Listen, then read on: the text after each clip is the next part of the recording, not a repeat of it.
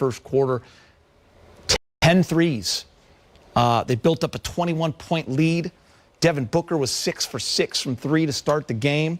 And from there, James and Rob, it was just an uphill battle. The Lakers tried to claw their way back in. They had some spurts, but in the end, Suns just too much. And I think that's where you have to start. I think you have to start with Coach Monty over at Phoenix. Did an outstanding job as a coach assembling this team, and then they bought into his system. It's, like I said, it's not by accident that Phoenix, is winning and playing well. They've been like this all season long behind the leadership of CP3 on the floor. He really enhanced Booker's game. They had some really good, support players and Crowder and Payne and Bridges and Ayton. So they're a really good basketball team.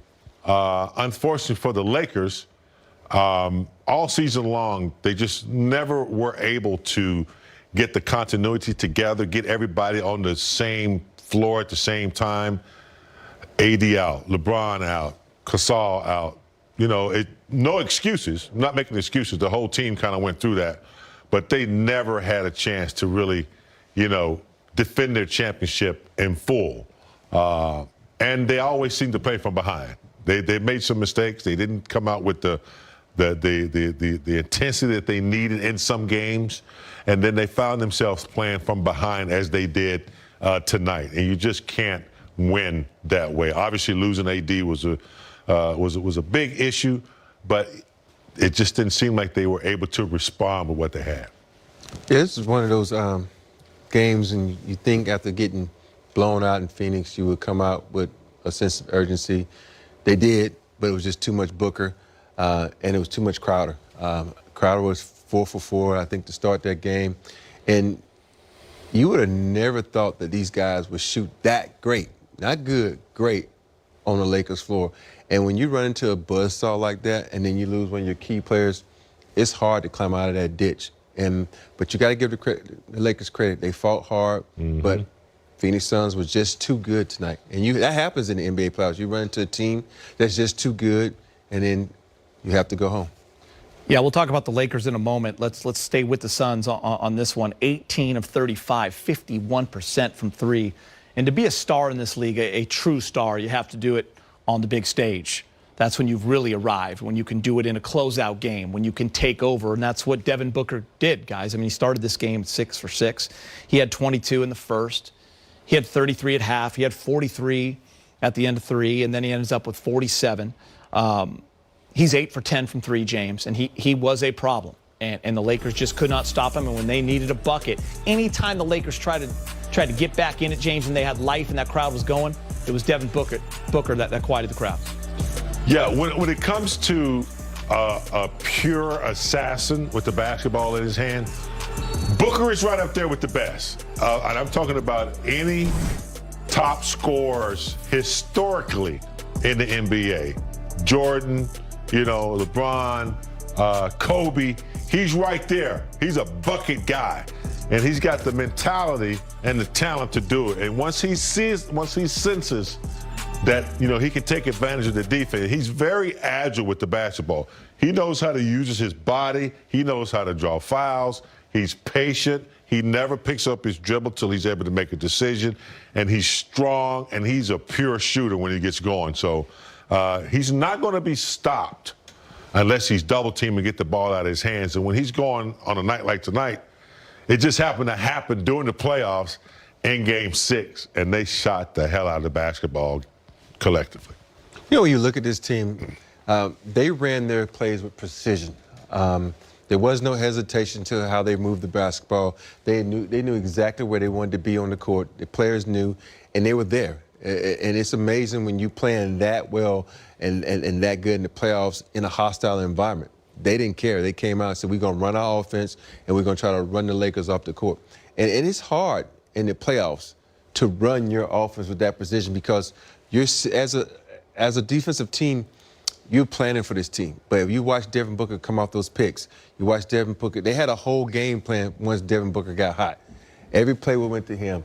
There was drive and kicks. You would say, if you tell me Chris Paul only had 8 points in this game, I'm saying we won this game. but it was just too much Devin Booker, and they had no way to stop him. Let's talk Lakers, guys. Here's the bottom line. They didn't shoot the ball well enough. All year, mostly. Outside of that start where they were on fire, first couple months, they really struggled. They struggled down the stretch, and they struggled in this series. Yeah. Just 30% from three, James. They weren't consistent enough shooting the basketball, and they didn't hit the timely ones. And to win championships and to win series, you have to. And we could break this game down a lot of different ways. We'll talk injuries in a little bit. But bottom line, when you're talking about what happened on that court, Lakers didn't shoot well enough to win. Yeah, and what are the things that we've been talking about for the last 3 or 4 years? We need shooters. We've tried to bring in, Noel. We tried to bring in some shooters late in the season, just didn't work out. We finally thought that we had, shooters with Wes Matthews and, guys like that. Kuz shooting threes. In the first 20 games, James, they were the best shooting team Lakers ever had. We showed signs that the three was starting to come around. Unfortunately, it didn't last very long. And in tonight's game, Geeter, I don't care who's on the floor. AD, LeBron, they had shots, and they just didn't go down. Matthews had shots. Schroeder had shots. They're not falling. And when threes aren't falling in the NBA, you're usually falling in the loss column. The thing about it is, I think sometimes, we always talk about shooters. I just think the Lakers need a guy who can get buckets. Because if you look at Devin Booker, he gets buckets. He's a shooter, but he can get buckets inside the three, outside the three. And for the Lakers to, be successful, you got to have someone who can get buckets, because these guys now are dependent on the three ball so much. And when that's not falling, we're in trouble. Yeah. So they need to find a way with someone drive, get a two, get some buckets, and just play basketball. But they depend on the three so much, and it's starting to hurt them. When you see the train go off the tracks, you know it. And you try to piece it back together. And that's what we saw. I keep going back to where this series turned.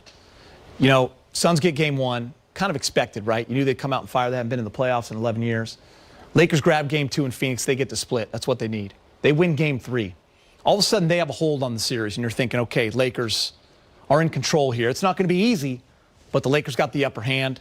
They got home court, up 37-26 in the second quarter, looking pretty good. They go in one of their droughts, game four, and then AD gets hurt. And it was interesting. It was like, 50 seconds left at half. They're down 4. But the way the teams came out in that third quarter of game 4, the series was changed. The Lakers had to look like they knew something with AD being out. And they just didn't have any look like, hey, we got to fight. We can still win this game, go up 3-1. Flip side of that, Chris Paul has his best game. The Suns smell blood in the water, James, and they attacked. We know what happened in game 5, and we saw the way they came out in game 6. They saw it, they went and got it. And the Lakers just never recovered after that injury. And it wasn't that the Suns, in my opinion, it wasn't that they saw that the Lakers, Davis went down. I mean, we knew that. I think they sensed that the Lakers didn't have that fight. They didn't have that, that tenacity to compete. Players go down from time to time, but it's how you respond. And I think that's what Phoenix kind of sensed. They're like, oh, they depend on AD way too much. And they're not really, playing defense, doing the things. And so teams can sense that. You can sense when somebody's afraid of you. Yeah. You can, not that the Lakers were afraid, but you can sense when there's doubt and, insecurity there. And I think that's what CP3 and Monty, the coach, I think that's what they picked up on. And, they laid the hammer down after that. I look at, if I was coaching the Phoenix Suns and I had the pleasure of getting to know Monty when I was with the Spurs, he's looked at them and said, okay, the Lakers are an old team. We're a young team. Press the issue. Go at them. And when AD went down, it's just really go at them. If you watch how the Suns play, they played fast. They played careless, but in a good way. They play up-tempo, and the Lakers would come down on that offensive end and slow it down and try to run an offense. But no, the Suns would come down, they would move the basketball, they would get shots up and 10 seconds and was trying to put the pressure because if you think about it, he says, okay, LeBron is up in age, AD is hampered, Drummond is not a sprinter, Gasol is not a sprinter, KCP is hampered. You got all these issues you can point at. So the Suns had a really good game plan. They just went at the Spurs. When they, like you said, they saw blood in the water, they sped up the game because they knew that they weren't going to go to the bench because the bench had been playing. There was some inconsistencies of the people coming off that bench. When you're the champions, there's always this thing in your mind, whether you're a fan or whether you're an analyst or whether you work for this network, that they're going to get it together. They're going to flip the switch. They're going to be okay. They just got to get healthy. I feel like after the first 27 games, listen, it was a short off season, but this team's 21-6.